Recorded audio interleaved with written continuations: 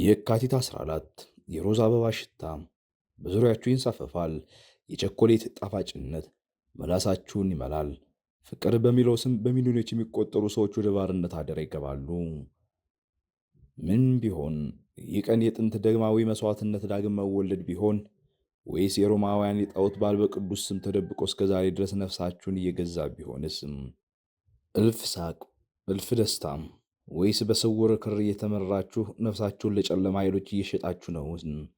ከዚህ ቀን በስተጀርባ ያለው እውነት ምንድን ነው? ከምትገምቱት በላይ እጅግ አስፈሪ ነው።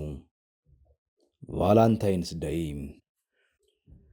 ፍቅር በሰው ልጅ ታሪክ ውስጥ እጅግ የተከበረ፣ እጅግ የተዘመረለትና እጅግ የተፈለገ ስሜትም። ነገር ግን ይህ ቅዱስ ቃል በየዓመቱ የካቲት 14 ቀን ለሽያጭ እንደሚቀርብ ነገራችሁስም በሚሊዮኖች የሚቆጠሩ ሰዎች በሮዝ አበባና በቸኮሌት የታጀበ ፍቅር ፍለጋ ወደ ገበያ ይተማሉ። ነገር ግን እዚህ ጣፋጭ ድባብ በስተጀርባ ለዘመናት የተሸሸገ የሰው ልጅ ንቃተ ሕሊናን ለመቆጣጠር የታለመ ጥቁር የደም መስዋዕትነት እንዳለ ነግራችኋለሁ። ዛሬ በቢሊዮኖች የሚቆጠር ዶላር የሚንቀሳቀስበት የፍቅር ኢንዱስትሪ ጭምብል እናወልቀዋለን። የቅዱስ ቫላንታይን እውነተኛ ማንነት ምንድን ነው? ለምንስ ይህ ቀን ከዝሙትና ከሞራል ውድቀት ጋር ተያያዘም? ይህ የፍቅር በዓል ነው ወይስ በቢሊዮነር ኩባንያዎች የተጠመደ የአእምሮ ወጥመድ?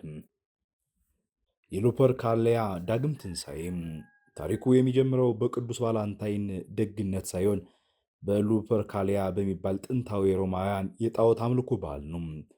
በየካቲት ወር አጋማሽ ሮማውያን ለአምላካቸው ሉፐርከስ ክብር ሲሉ ደምና ወሲብ የተቀላቀለበት ድግስ ያደርጉ ነበረ። ኤክስፐርት ዶክተር ጁሊያን እንዲህ ይላል። በሉፐርካሊያን ወቅት ወንዶች የፍየል ቆዳን እንደ ጅራፍ በመጠቀም ሴቶችን በከተማው ውስጥ እየሮጡ ይገርፉ ነበርም። ይህ ድርጊት ሴቶችን ለምርታማነትና ለወሲብ ፍላጎት ያነሳሳል ተብሎ ይታመን ነበረ። ይህ ፍጹም ጣዖታዊና አውሬያዊ ድርጊት ማለት ነው። ታዲያ የአስነዋሪ በዓል እንዴት ወደ ዛሬው የፍቅር ቀን ተቀየረ ብለን ከጠየቅን መልሱ የሚሆነው በቤተ ክርስቲያን ፖለቲካ ውስጥ ይገኛል። በአምስተኛው መቶ ክፍለ ዘመን የካቶሊክ ቤተ ክርስቲያን የሮማውያን የጣዖት በዓል ማጥፋት ስላልቻለች ስሙን ቀይራ ለመጠቀም ወሰነች። ቤተ ክርስቲያኗ በታሪክ የታወቁትን 3 ቫላንታይን የሚባሉ ሰማዕታትን በማምጣት በዓሉን ክርስቲያናዊ ያስመሰለችው ነው ነገሩ። ነገር ግን ውስጥ ያለው የሉፐርካሊያ መንፈስ አልተቀየረም። ደሙ በሮዝ አበባ ተተካም፣ ጅራፉ በስጦታ ተለወጠ። ይህ የመጀመሪያው ታሪካዊ ማጭበርበር ነበረ። እስከ 19ኛው መቶ ክፍለ ዘመን ድረስ ቫላንታይን ተራ ደብዳቤ የሚጻፍበት ቀን ነበረም። ነገር ግን ሃልማርክ እና መሰለ የካርታ ኩባንያዎች ብቅ ሲሉ ፍቅርን ወደ ኢንዱስትሪ ቀየሩት ነው ነገሩም። ዛሬ ቫላንታይን የቢሊዮን ዶላር ማተሚያ ማሽን እንዲሆን አደረጉትም። የኢኮኖሚ ባለሙያዎች ሲናገሩ በየዓመቱ የካቲት 14 ቀን ብቻም ከ26 ቢሊዮን ዶላር በላይ ወጪ ይደረጋል።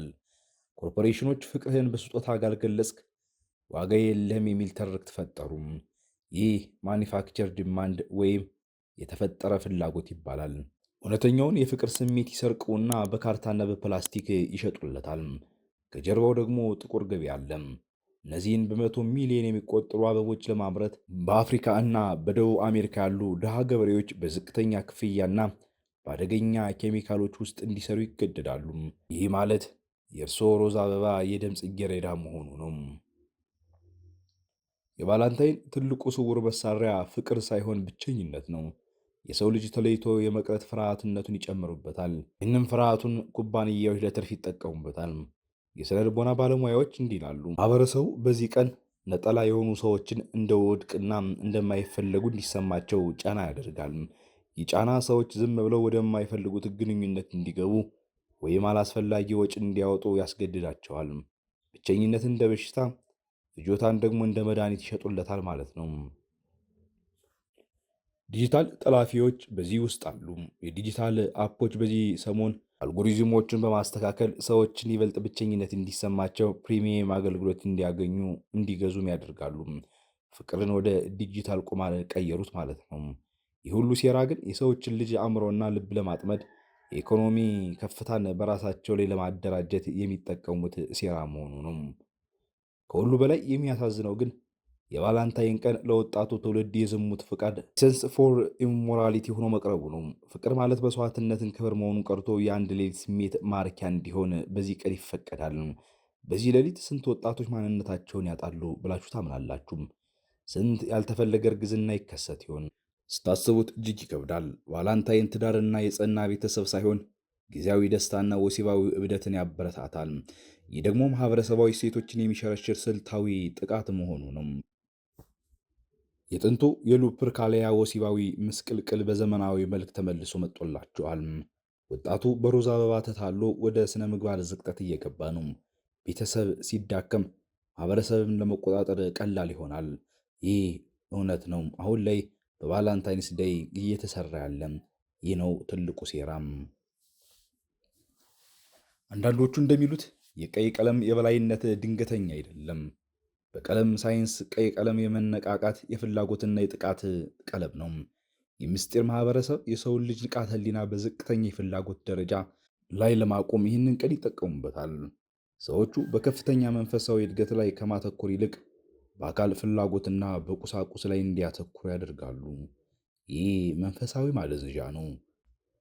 ዓለምን የሚቆጣጠሩት ኃይሎች የሰው ልጅ ንቃተ ህሊና ዝቅ የሚያደርጉበት አንዱ መድረካቸው ቫላንታይንስ ነው። ምናልባት ይህንን ፕሮግራም የምታደምጡም በቫላንታይንስ ዴይ ፕሮግራም ለማዘጋጀት እና ከጓደኞቻችሁ ጋር በርካታ የሆኑ ጉዳዮችን ለመፈጸም ያሰባችሁ ይህ መልእክት እንሆ ለእናንተ ነው። በሆኑ የቫላንታይን ሴራ ስር የሰደደ ነው። ከጥንታዊ ጣዖት አምልኮ ይነሳል፣ በቤተ ክርስቲያን ስም ይሸፈናል፣ በቢሊየነር ኩባንያዎች ይፋፋማል፣ በወጣቱ ሞራል ላይ ጦርነት ያውጃል። ውድ አድማጭ ተከታታዮችም ከአበቦች በስተጀርባ ከቸኮሌት ባሻገር በአይን የማይታይ ግን ደግሞ ሕይወታችን የሚዘውር ስውር እጅ አለም። ዓለምን በምስጢር የሚመሩ ኃይሎች ለምን የካቲት 14 መረጡ ብላችሁ ጠይቁም። ይህ ቀን በሰማይ ላይ ካሉ ከዋክብት አቀማመጥ ጀምሮ እስከ ጥንታዊ ድግምቶች ድረስ የተዘረጋ የረቀቀ መንፈስ ጦርነት ሜዳ ነው። ፌብራሪ የሚለው ስም የመጣው ፌብራ ከሚለው የላቲን ቃል ነው። ትርጉሙም መንጻት ወይም ፒሪፊኬሽን ማለት ነው። ነገር ግን ይህ መንጻት መንፈሳዊ ሳይሆን በጥንታዊ ምስጢራዊ ማህበራት ዘንድ ለአዲሱ የዓለም ስርዓት መስዋዕትነት ማቅረቢያ ወር መሆኑ ነው። በሚስጥር ተመራማሪዎች ዘንድ የካቲት 14 የሰው ልጅ ንቃተ ህሊናው የሚታፈንበትና የእንስሳዊ ፍላጎቱ ዘላወር ፓሽን የሚንቀሳቀስበት ወቅት ነው ብለው ያምናሉ። ቀይ ቀለም የቫላንታይን መለያ ነው። በሳይንስ ቀይ ቀለም ረጅሙ የሞገድ ርዝመት ያለውና አእምሯችን ለጥቃቅን እንዲሁም ለፍላጎትና ለተለያዩ በሽታዎች የሚያጋልጥ ቀለም እንደሆነ በሳይንስ ይነገራል። ሚስጥራዊ ማህበራቱ ይህንን በደንብ ያውቁታል። ዓለምን በቀይ ቀለም በማጥለቅለቅ የሰውን ልጅ ከአመክንዮ ሎጂክ ወደ ስሜታዊነት ኢሞሽናል ያወርዱታል። ቀይ ቀለም በጥንታዊ አምልኮዎች የደም መስዋዕትነት ምልክት ነው። በሚሊዮኖች የሚቆጠሩ ሰዎች በአንድ ቀን ቀይ ለብሰው ቀይ አበባ ይዘው ሲዞሩ ሳያውቁት ለጥንታዊው ለሉፐርካሊያ የደም አምልኮ ጉልበት ኢነርጂ እየሰጡ ነው። ይህ የሰው ልጅ የጋራ ንቃተ ህሊና ኮሌክቲቭ ኮንሽስነስ የመቆጣጠር ስልት እንደሆነ ብዙዎቻችን አልተረዳንም። ያ ምስኪን የሚመስለው ኩፒድ ማን እንደሆነ ያውቃሉ? በግሪክ አፈ ታሪክ ኤሮስ ይባላል። እሱ የጥሬ ወሲብና የፍላጎት አምላክ ነው። ምስጢራዊ ማህበራት ይህንን ምስል ተጠቅሞ ፍቅርን ከነፍስ ግንኙነት አውጥተው ወደ ወሲባዊ ሱስ አወርደውታል። ኩፒድ ፍላጻውን የሚወረውረው ወደ ልብ ሳይሆን የሰው ልጅ መንፈሳዊ ነፃነትን ለመስረቅ እንደሆነ ይህን ፕሮግራም የምትሰሙ ሰዎች ምናልባት ላታውቁ ትችላላችሁ። በዚህ ቀን የሚፈጠረው ከፍተኛ የስሜት መረበሽ፣ የብቸኝነት ጭንቀትና ከልክ ያለፈ ወሲባዊ መነሳሳት ለሚስጥራዊ ማህበራት ኃይል ኢነርጂ ነው። ይህንን ሉሽ ይሉታል። የሰው ልጅ በመከራ በጭንቀትና በዝሙት ውስጥ ሲሆን የሚለቀቀው ኃይል እነዚህ ኃይሎችን ይመግባል። ቫላንታይን ለሰው ልጅ በዓል ቢመስልም ለጨለማው ዓለም ግን የመከር ወቅት ነው። የምስጢራዊ ማህበራት ትልቁ ጠላት የጸና ቤተሰብ ነው።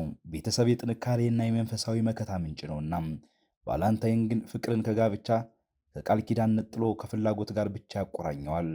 ወጣቱ በቫላንታይን ስም ወደ ጊዜያዊ ግንኙነትና ዝሙት ሲገባ የቤተሰብ መሰረት ይናጋል። ቤተሰብ የሌለው ትውልድ ደግሞ በቀላሉ የሚመራና የሚገዛ መንጋ ይሆናል ነው ነገሩ። እንግዲህ እውነቱ ይህ ነው። ቫላንታይን የአበቦችና የቸኮሌት ቀን ብቻም አይደለም። የታቀደ የሞራል ውድቀት፣ የኮርፖሬት ዘረፋና ጥንታዊ መንፈሳዊ ጦርነት ነው። እኛ ግን ምርጫ አለን። እውነተኛ ፍቅር አይሸጥም፣ አይለወጥም። እውነተኛ ፍቅር የአንድ ቀን ጭፈራና የሆቴል አልጋ ላይ አይገኝም። እውነተኛ ፍቅር ራስን መጠበቅ፣ ክብርና መስዋዕትነት ነው። ከሴራው ውጡ፣ ከባርነቱ ተላቀቁ፣ ነፍሳችሁን ለቀይ አበባ አትሽጡ መልእክታችን ነው። ይህ ከቫላንታይንስ ዴይ በስተጀርባ ያለው እውነት እንዲሁ አቀረብንላችሁ። በመላው ዓለም የምትገኙ ውድ አድማጭ ተከታታዮች ስለ ቫላንታይንስ ዴይ እናንተ ምን ታስባላችሁ? በአሁኑ ቫላንታይንስ ዴይ ወይም የፍቅረኛሞች ቀን እየተባለ የሚከበረው ነገር እውነት ነው፣ ልክ ነው ብላችሁ ታምናላችሁ? ሀሳብ አስተያየታችሁን እስኪ ያስቀምጡ። ስለ ቫላንታይንስ ዴይ ከዚህ በፊት የነበራችሁ አመለካከት፣ አሁን ላይ ያላችሁ አመለካከትና እውነታውም እንዴት አገኛችሁ? ሀሳባችሁን በሀሳብ መስጫ አስቀምጡ። ሰላም